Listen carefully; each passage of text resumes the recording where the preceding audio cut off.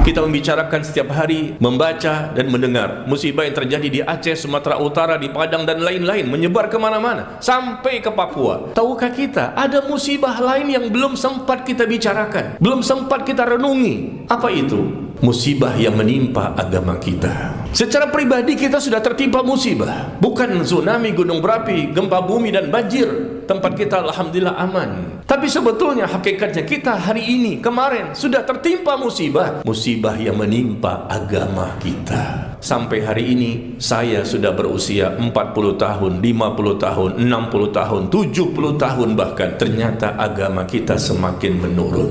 Itu musibah yang besar, lebih besar dibandingkan tsunami, gunung berapi, gempa bumi dan banjir bandang. Musibah yang menimpa agama itu musibah yang lebih besar dibandingkan yang lain. Setiap nikmat yang Allah berikan kepada kita tidak kita syukuri, tidak semakin menjadikan kita semakin dekat kepada Allah, itu juga musibah. Pengetahuan agama kita masih minim sekali.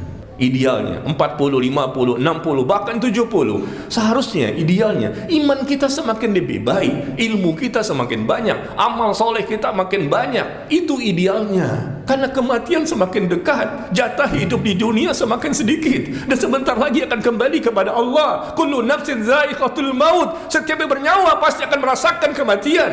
Tapi semakin jatah ini sedikit sekali tinggal di dunia, perubahan demi perubahan semakin sedikit untuk menjadi lebih dekat kepada Allah. Bukankah itu musibah? Bukan berarti usia 20 tahun, 30 tahun mereka menggampang-gampangkan dirinya. Bisa jadi mereka mati sebelum datangnya usia tua. Tetapi mohon maaf, sudah sewajarnya kita, saya dan Anda sama-sama di usia-usia yang tinggal sedikit lagi. Seharusnya kita semakin lebih berhati-hati dalam menjalani kehidupan. Kita berbicara Aceh, Sumatera Utara, Padang, dan di mana-mana musibah. Padahal pada diri kita sendiri ada musibah. Buktinya, jangankan perkara ibadah yang sunnah, ibadah yang wajib saja tidak dilakukan, atau banyaklah lainnya.